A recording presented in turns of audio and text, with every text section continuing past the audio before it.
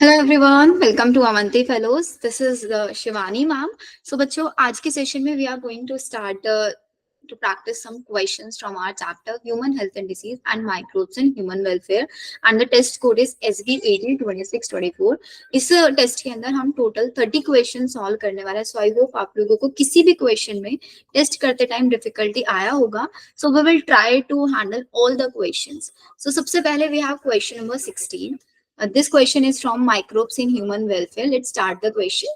During sewage treatment, when the BOD is reduced significantly, the effluent is passed into. ये question आपका sewage treatment plant से पूछा हुआ है कि जब आपका बीओडी होता है वो सिग्निफिकेंटली रिड्यूस हो जाता है। अब बीओडी रिड्यूस होने से क्या मतलब है यहाँ पे? सो वी विल नो कि हम सीवेज ट्रीटमेंट प्लांट में सीवेज को कब तक ट्रीट करते हैं, अंटिल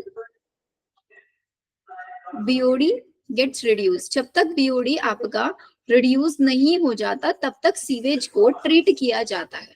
ठीक है, अब इसके बाद ये बोल रहे कि भाई बीओडी रिड्यूस हो गया है। लो बीओडी का मतलब क्या है? It means low organic matter.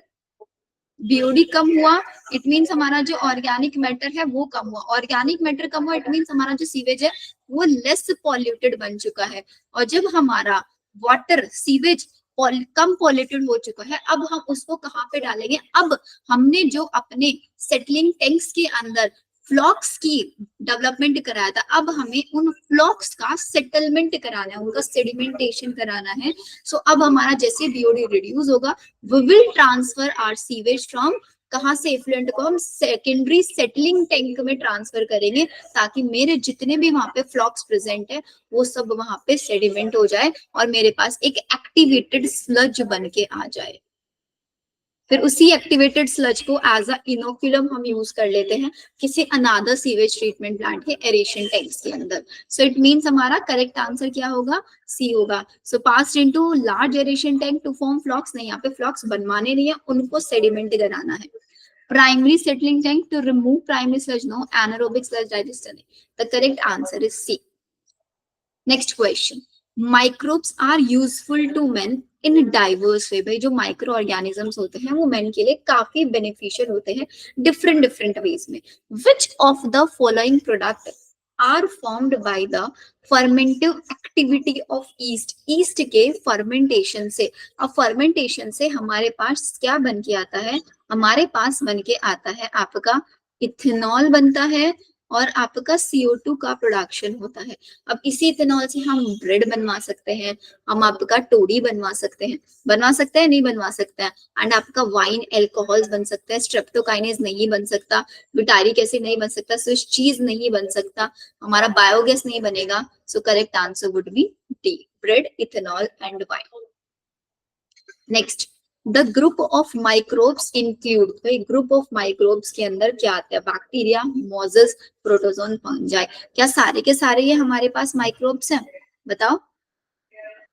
नहीं, आपके जो मोजेस है, मोजेस क्या है? Mosses are your bryophytes. तो माइक्रो ऑर्गेनिज्म थोड़ी ना, दीज आर द ब्रायोफाइट्स। तो ये आपके क्या है? These are the plants. ये आपके प्लांट्स की कैटेगरी में आते हैं। तो आपके माइक्रोब्स कौन कौन है? फर्स्ट आपका माइक्रोब है, थर्ड आपका माइक्रोब है and fourth one is also your micro organism. So correct answer is your A. बताओ, सही है सबका यहाँ पे answer? Yes, very good. Next question, which one of the following is not true about antibiotics? Antibiotics के लिए इनमें से कौन सा ट्रू नहीं है वो आपको बताना है। एंटीबायोटिक्स क्या होता है? Antibiotics are the chemical substances which work against living organism. ठीक है, तो सबसे पहला जो एंटीबायोटिक था वो आपका अलेक्जेंडर फ्लेमिंग के थ्रू डिस्कवर हुआ था, 1928 के अंदर डिस्कवर किया गया था। Some people can be allergic, exactly.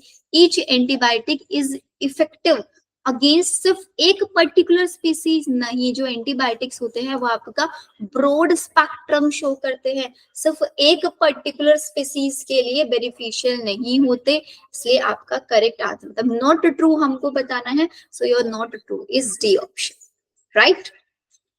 Next question, swelling of dough during bread making is known as, भाई जो ब्रेड मेकिंग का प्रोसेस होता है डो में, उसमें जो स्वेलिंग आता है उस प्रोसेस को क्या बोलते हैं? That process is known as leavening effect. इसको हम लीवनिंग इफेक्ट बोलते हैं क्योंकि इसके अंदर जो स्वेलिंग आता है वो आपका CO2 प्रोडक्शन की वजह से आता है, नॉट सब कल्चरिंग नहीं होता, हार्डनिंग नहीं होता, and more than one option तो करेक्ट है ही नहीं। Next, organism called methanogens are most abundant in a, भाई जो मिथेनोजेंस होते हैं, मिथेन प्रोड्यूसिंग माइक्रो ऑर्गेनिज्म, कौन से होते हैं ये? जो मिथेन का प्रोडक्शन करते हैं। तो ये सबसे ज्यादा कहाँ पे होते हैं? आपके जो कैटल्स होते हैं उनके रुमिनेंट्स, रुमिनेंट्स एनिमल्स, उनकी गट के अंदर ये पाए जाते हैं।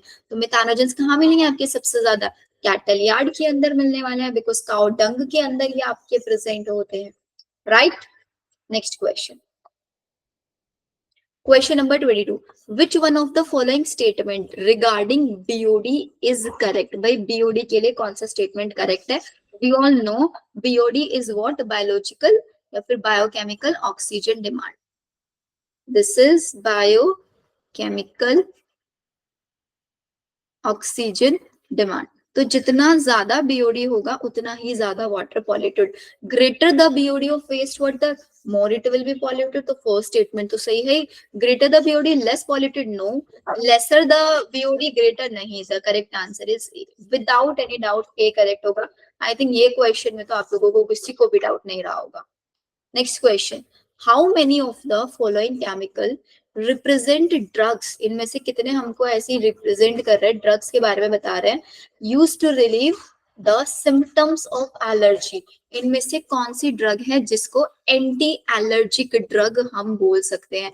बहुत इजी सा क्वेश्चन है, फटाफट से बताओ आपकी इनमें से जो एंटी एलर्जिक ड्रग्स हैं वो कौन कौन सी है? जैसे कि फर्स्ट ऑप्शन में दिया हुआ है आपका हिस्टामाइन। हिस्टामाइन इज योर आपकी एंटी एलर्जिक ड्रग, मतलब जो एलर्जी के अगेंस्ट काम करती है, तो histamine is the correct answer. ठीक है, तो यहाँ पे एंटी हिस्टामाइन बोल रहे हैं, स्टेरॉइड्स, भाई एड्रेनालिन नहीं हेल्प करता। एंटी हिस्टामाइन क्या करता है? Anti histamine these drug block कर देते हैं हिस्टामाइन के रिसेप्टर्स को, ये ब्लॉक कर देती है। ठीक है, एंड इनको भी हम बोल सकते हैं commonly use to relieve allergy symptoms को रिलीव करने में हेल्प करते हैं। तो हिस्टामाइन एंटी हिस्टामाइन दोनों होगा। थर्ड में आपको दिया हुआ है सेरोटोनिन। तो सेरोटोनिन आपका एलर्जी सिम्टम्स में हेल्प नहीं करता है। ठीक है, not involve in relieving against symptom. तो सेरोटोनिन कट कर दो। सेरोटोनिन कहाँ दिया हुआ है? यहाँ पे दिया हुआ है, इसको कट कर दिया हमने। ठीक है, नेक्स्ट आता है आपका steroids. Steroids anti inflammatory drugs होती हैं। स्टेरॉइड एंटी इंफ्लामेटरी ड्रग्स होती हैं। और एड्रेनालिन तो एफिनेफ्रिन, ये तो एक इमरजेंसी हार्मोन है। तो हमारा करेक्ट आंसर कौन सा हुआ? सो correct answer is anti histamine. Which of the following represent the drug used to deal? आपकी देन स्टेरॉइड्स आप यूज कर सकते हैं। ठीक है, देन आपका एड्रेनालिन आप यूज कर सकते हैं। कर सकते हैं? बताइए जी नहीं। The correct option is your anti histamine, steroid, adrenaline. Anti histamine, steroid, adrenaline. Yes, histamine, anti histamine, adrenaline. भाई एड्रेनालिन आपका इमरजेंसी हार्मोन नहीं है। हाँ, yes yes yes yes, adrenaline emergency hormone है। सो उसको यूज किया जाता है आपका एलर्जी सिम्टम्स को ट्रीट करने के लिए, राइट? सो करेक्ट आंसर हमारा antihistamine, steroids and adrenaline, B ही करेक्ट आंसर होगा, राइट? क्योंकि यहाँ पे आपका सिर्फ एंटीहिस्टामाइन स्टेरॉइड दिया हुआ है, जबकि एड्रेनालिन भी वर्क करता है। यहाँ पे एड्रेनालिन एंटीहिस्टामाइन है, यहाँ पे हिस्टामाइन। भाई हिस्टामाइन तो होता ही नहीं है। ठीक है, हिस्टामाइन रिसेप्टर्स के अगेंस्ट जो वर्क करता है वो एंटीहिस्टामाइन होता है। Next question, the clot buster produced by streptococcus and modified by genetic engineering is?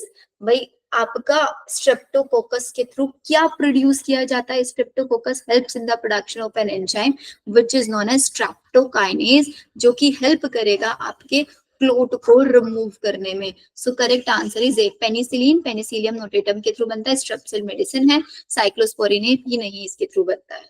Correct answer is A. Next, malt MALT mucosal associated lymphoid tissue, जो कि आपके टिश्यू का मोर देन 50% आपकी बॉडी में ऑक्यूपाई करके रखता है। सो करेक्ट आंसर क्या होगा यहाँ पे? Correct answer is your 50। बहुत इजी इजी से क्वेश्चंस है, विद इन सेकेंड आप लोग इन क्वेश्चंस को मार्क कर सकते हैं। Given below are two statements, आपको दो स्टेटमेंट दिए हुए हैं। मलेरियल पैरासाइट इनिशियली मल्टीप्लाई करता है within the red blood cell, ठीक है, एंड देन आपके लीवर सेल्स पे अटैक करता है। स्टेटमेंट 2 में बोल रहा है rupture of red blood cell is associated with the release of toxin substances, ठीक है, आरबीसी आपका रप्चर हो जाता है, टॉक्सिन सब्सटेंस हीमोजाइन रिलीज होता है which is responsible for cough, low fever recurring, हर 3 से 4 दिन में आपको जो फीवर आता है ये उसके लिए रिस्पॉन्सिबल होता है। तो अब आप बताओ भाई, इनिशियली आपका आरबीसी के अंदर आता है या फिर लीवर के अंदर आता है? भाई सबसे पहले इनिशियली वो लीवर सेल में जाता है एंड उसके बाद अटैक करता है आरबीसी पे।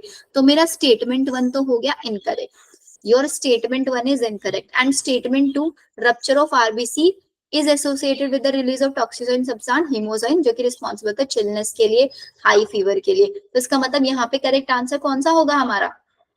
स्टेटमेंट 1 स्टेटमेंट 2 दोनों इनकरेक्ट, क्योंकि भाई इसके अंदर कफ नहीं होता, चिलनेस होती है, लो फीवर नहीं होता, हाई फीवर होता है।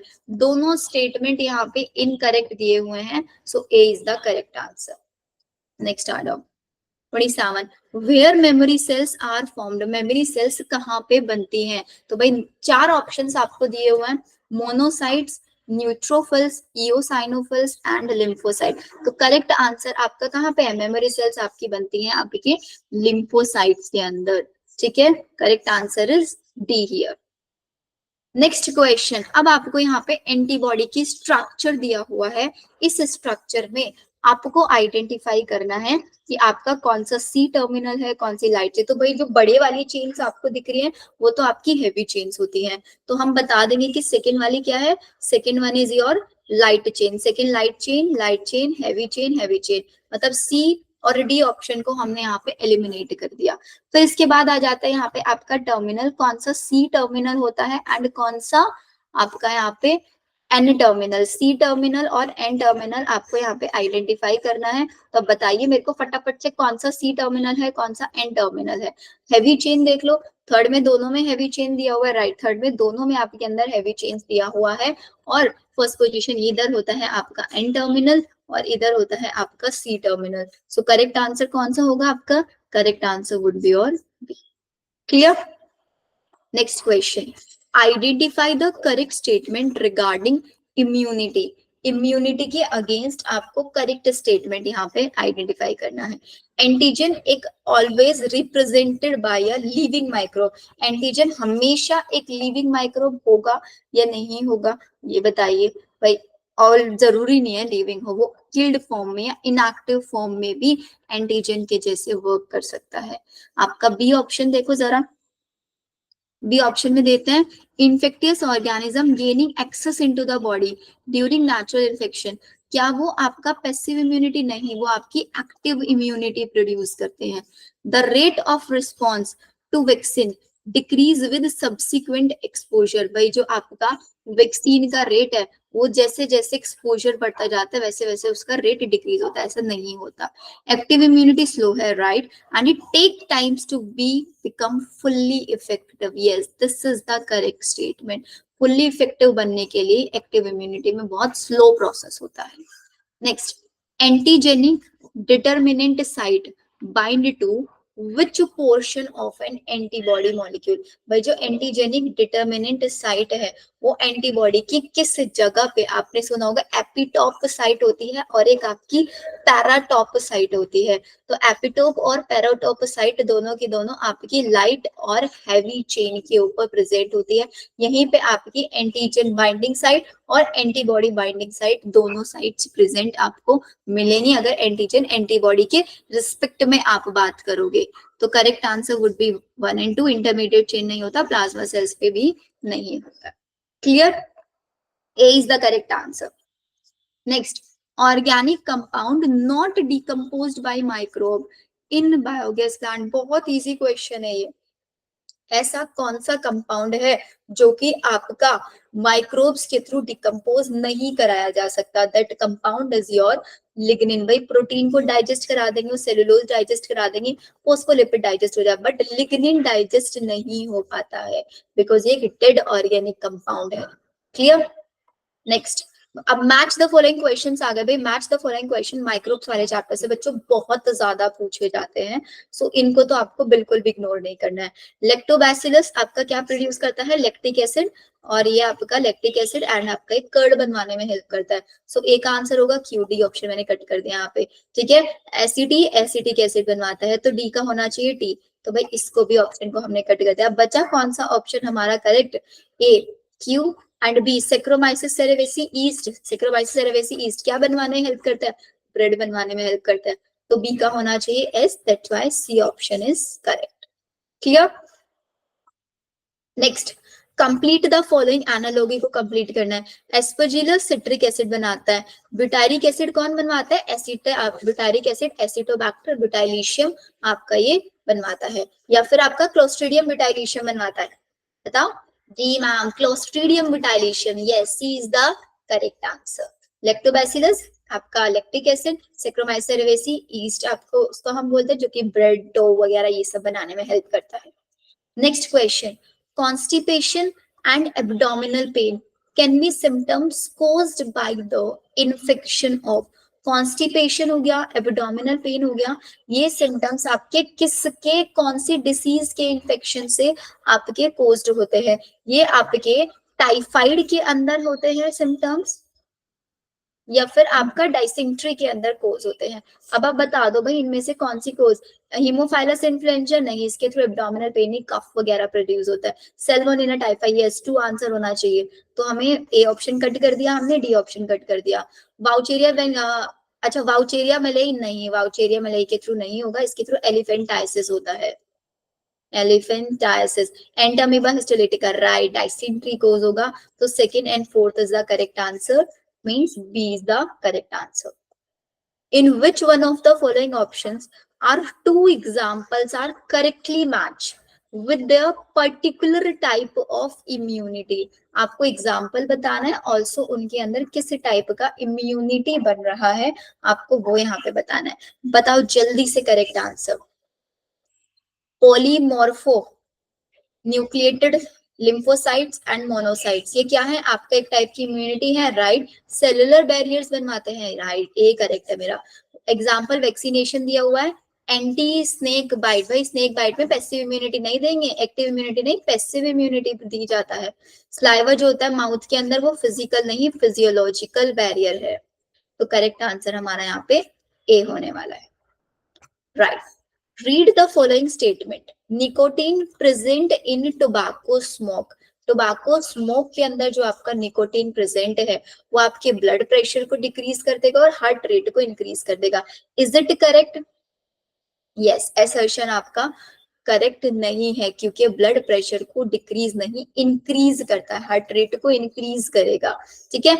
रीजन में क्या दिया हुआ है? रीजन में दिया हुआ है nicotine stimulate the adrenal gland to release adrenaline noradrenaline, जो कि आपके हार्ट रेट को ब्लड प्रेशर को इंक्रीज करने में हेल्प करता है। रीजन सही दिया हुआ है, लेकिन असर्शन में यहाँ पे डिक्रीज की जगह पे आपका इंक्रीज आना चाहिए, it should be increase here, so correct answer is B. Next, ATS anti tetanus serum, ये आपका प्रोवाइड कराता है slow response to a patient, ये पेशेंट को स्लो रिस्पॉन्स प्रोवाइड कराता है। कोलेस्ट्रम जो होता है आपका आईजी ए एंटीबॉडी प्रोवाइड कराता है इन्फेंट को। स्नेक बाइट के केस में जो इंजेक्शन दिया जाता है पेशेंट को, उसमें आपके एंटीजन प्रेजेंट होता है अगेंस्ट स्नेक वेनोम, जी नहीं, बनी बनाई एंटीबॉडीज होती है, फॉल्स।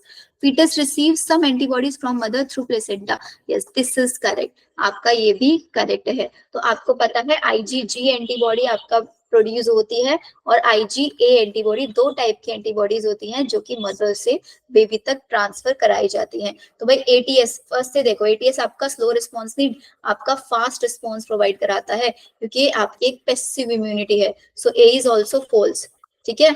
अब आपका यहाँ पे करेक्ट कौन कौन सा है? करेक्ट आपका सिर्फ और सिर्फ कौन सा है? IgA, B is your correct and D is your correct, दो ऑप्शन करेक्ट है, इसीलिए हमारा करेक्ट आंसर हुआ B। Next, what would happen if oxygen availability to activated sludge flocks is reduced? भाई अगर हमने activated sludge flocks की और रिड्यूस कर दिया उनकी ऑक्सीजन अवेलेबिलिटी। भाई अगर ऑक्सीजन ही प्रोवाइड नहीं करा पाओगे तो जो आपके फ्लॉक्स है वो एनऑक्सीजेनिक बन जाएंगे, जिसकी वजह से जो ऑक्सीजेनिक बैक्टीरिया है वहां पे, एरोबिक बैक्टीरिया, उन सब की डेथ होनी शुरू हो जाएगी। होगी या नहीं होगी? तो इसका मतलब आपका जो फ्लॉक्स है एनऑक्सीजेनिक बनेंगे, that would cause death of bacteria, eventually आपका फ्लॉक्स जो है वो ब्रेक डाउन हो जाएगा। सो correct answer is be here. It will increase the rate of degradation का रेट सिर्फ और सिर्फ तब बढ़ेगा जब ऑक्सीजनिक बैक्टीरिया बढ़ेंगे। साइज में इंक्रीज करेगा नहीं, फ्लॉक्स डिक्रीज करेगा। प्रोटोजोन वुड ग्रो नहीं, प्रोटोजोन भी ग्रो नहीं करेंगे। Next question, match the column 1 and column 2 and choose the correct option. आपको यहाँ पे पिक करना है। क्या होना चाहिए? टाइफाइड क्या है? टाइफाइड एक बैक्टीरियल डिसीज है।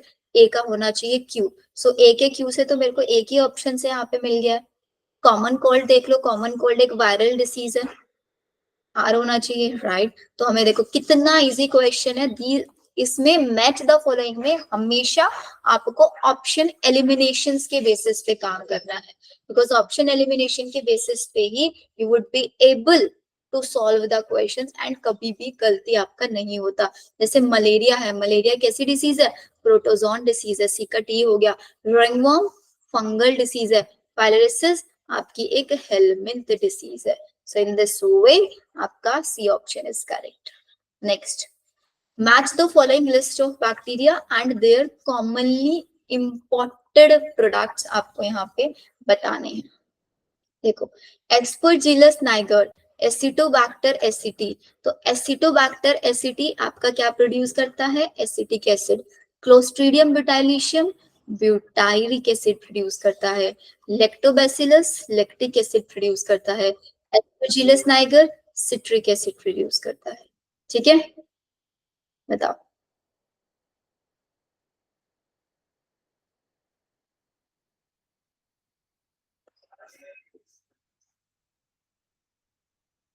बताइए अब करेक्ट आंसर क्या होना चाहिए? ए का आंसर होगा फोर्थ। ए का फोर्थ सी में दिया हुआ है, डी में दिया हुआ है। बी का होना चाहिए थर्ड, बी का थर्ड यहाँ पे दिया हुआ है। Yes, C is the correct answer. तो आई होप आप लोगों को एक क्वेश्चन समझ में आया होगा। नेक्स्ट क्वेश्चन पे आइए। Select the correct statement with respect to disease and immunization. आपको करेक्ट स्टेटमेंट बताना है विद रिस्पेक्ट टू डिसीज और उसका immunization. If due to some reason B and T lymphocytes are damage, B और T lymphocyte आपके damage हो गए, the body will not produce antibodies against a pathogen. जो body है वो आपकी एंटीबॉडीज नहीं बनवाएगी अगेंस्ट किसी भी पैथोजन के against. Obviously this is correct भाई। अगर बी और टी लिम्फोसाइट ही रिस्पॉन्सिबल होते हैं एंटीबॉडीज बनवाने के लिए, अगर वही डैमेज हो जाएंगे तो एंटीबॉडीज का फॉर्मेशन नहीं करेगा। Injection of dead inactivated pathogen, भाई डेड और इनएक्टिवेटेड पैथोजन आपका क्या पैसिव इम्यूनिटी नहीं है, एक्टिव इम्यूनिटी प्रोड्यूस करेगा। Certain protozoans have been used to mass produce hepatitis B vaccine बनाने के लिए प्रोटोजोन्स नहीं ईस्ट का यूज किया जाता है। Infection of snake antivenom, snake bite is नहीं, this is a passive immunisation. So correct answer is A here. ठीक है, next question. Active form of Entamoeba histolytica feed upon, भाई जो एंटामीबा हिस्टोलिटिका की एक्टिव फॉर्म होती है वो किसको फीड करती है? वो आपके आरबीसीज को, म्यूकोसा या फिर सब म्यूकोसा ऑफ कोलोन को फीड करती है। किसको फीड करती है? यस, ये आपके एरिथ्रोसाइट्स हो गया, म्यूकोसा, सब म्यूकोसा जो होता है आपके कोलोन, आपके rectum colon, ileum, caecum colon, इनमें आपके कोलोन को ईट करती है। ठीक है, next question. Antibodies present in colostrum. Colostrum क्या होता है? Colostrum is the mother milk which protect the new born from certain disease. से न्यू बॉर्न को ये प्रोटेक्ट करता है। So the correct answer is IgA antibody. आपका आईजीए टाइप की आपकी कोलेस्ट्रम के अंदर प्रेजेंट होती है। And if we talk about placenta, so placenta के अंदर आपकी आईजीजी प्रोड्यूस होती है, right. Next question number 44, given below is a diagrammatic representation of immune system of the human body. Identify x and y। भाई x और y क्या है? अब देख लो फटाफट से ऑप्शन में आपका क्या दिया हुआ है? x आपके lymph nodes हैं, x are the lymph nodes and y is your thymus जो कि आपके हार्ट के पास में प्रेजेंट है, हार्ट के बिहाइंड में प्रेजेंट होता है। तो x thymus नहीं है, y thymus है। x is not spleen, lymph nodes हैं। तो correct answer is D here. Clear सबको? Next question, and this is your last question. In organ transplantation, which type of immunity do immunosuppressant drugs target?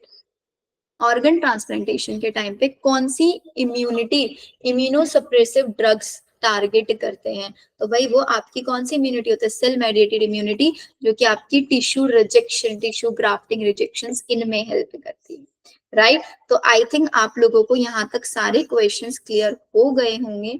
So will see you in the next में मिलेंगे हम. कोई भी आपको doubt होगा, you can ask with your teacher in the class.